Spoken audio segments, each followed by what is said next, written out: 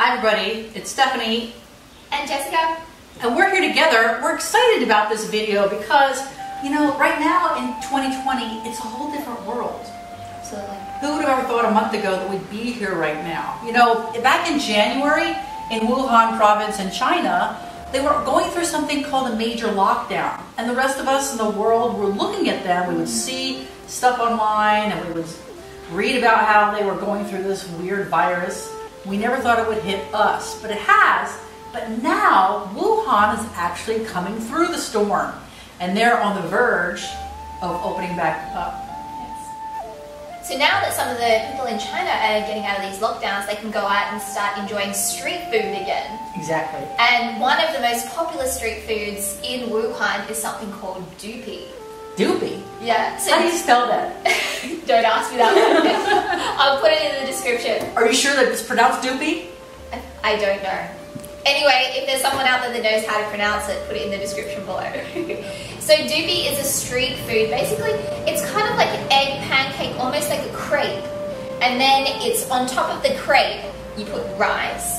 And then you put like fried vegetables, sometimes it's served with meats and things like that. And then the whole thing is inverted. So a plate is put on and then it's inverted. Kind of how here in Spain we have something called tortilla de patata. Yes. So it's kind of similar to this, but it's the Chinese version with all these amazing flavors and really interesting textures. So we've done kind of like our version of it using kind of ingredients that you could find in your kitchen cupboard and utilizing one of our egg replacer products. Found out this dish was actually invented in 1931 by a local chef who wanted to improve the local cooking, and he went on to make it something that was like a holiday meal. But we had some difficulties when we were trying to find It was so hard trying to find even just like a really simple recipe for this dish. Yeah, but we want to show you what we did because there's no reason that you can't do the same thing at home. Yeah. Especially now because some people have more time on their hands to do more research and have more time to play around in the kitchen.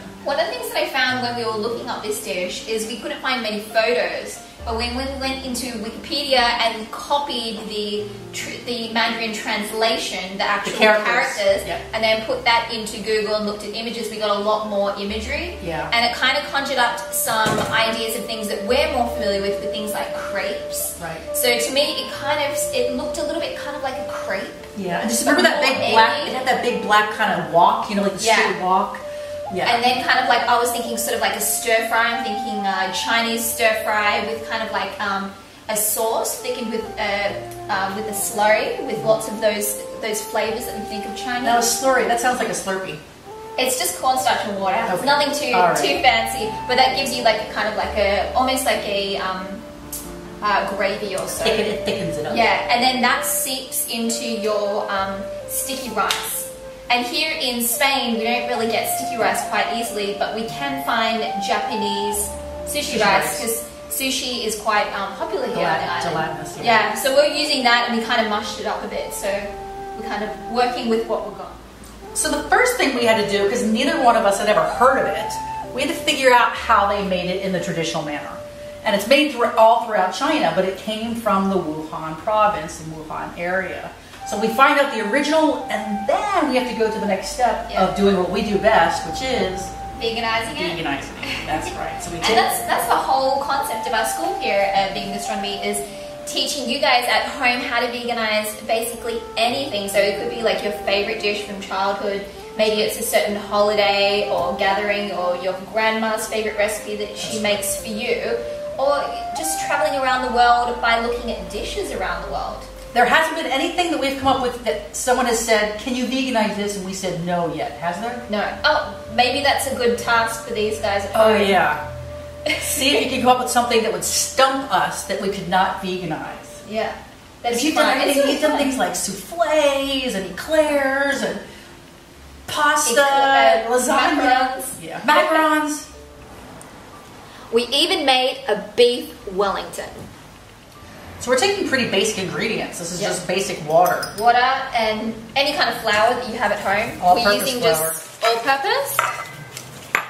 But you can even use rice flour. Yeah. In some parts of the world, like I know we have some students, they call it double O. Oh, there you go. And now into here, I'm adding our not egg or Gloria product, which is all vegan. And what's that going to do, Steph? It's all allergy free. This is going to replace eggs. So this is going to create our crepe that we're going to be utilizing. It's going to give a bit of flavor as well. Some nice savory notes. It's going to kind of hold everything together. It's going to coagulate when we cook it. It's going to give us that great texture that we know from eggs. And the flexibility, elasticity. Right. So we've got a nice hot pan here. We're just going to grease that up with some vegetable oil. And you just want to swirl it around just to make sure that it's fully coated.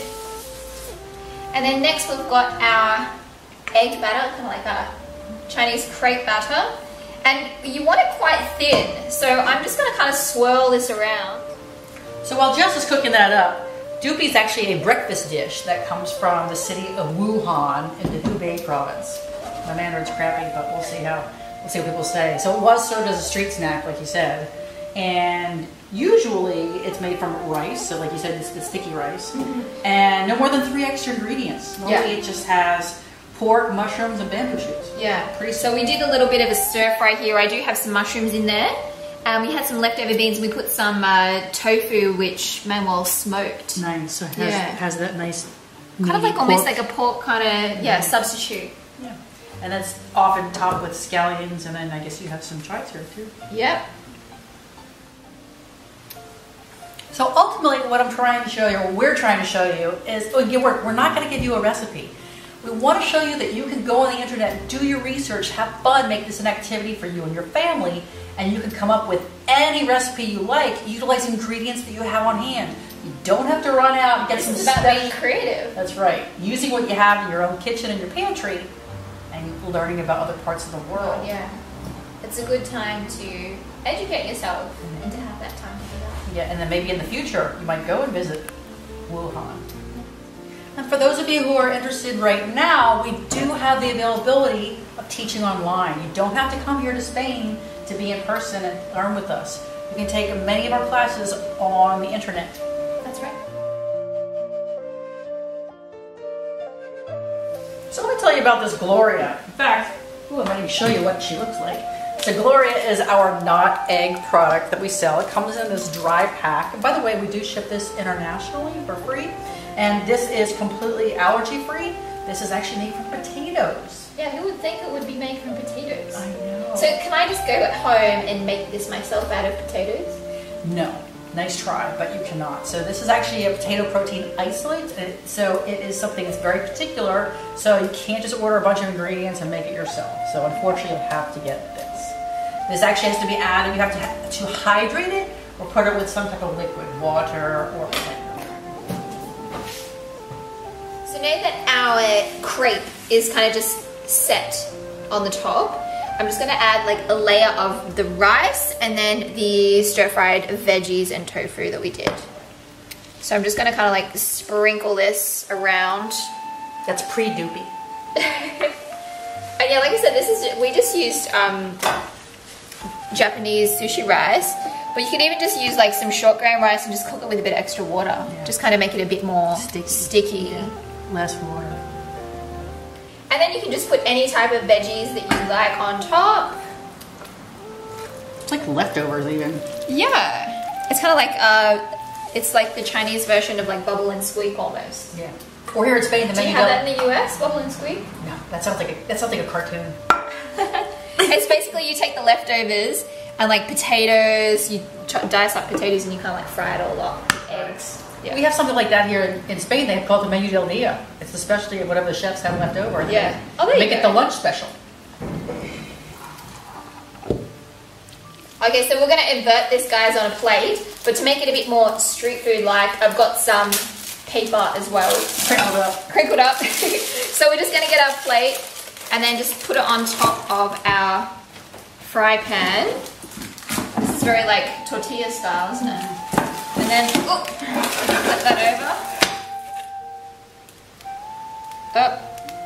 Moved a little bit. Let's see how we go here.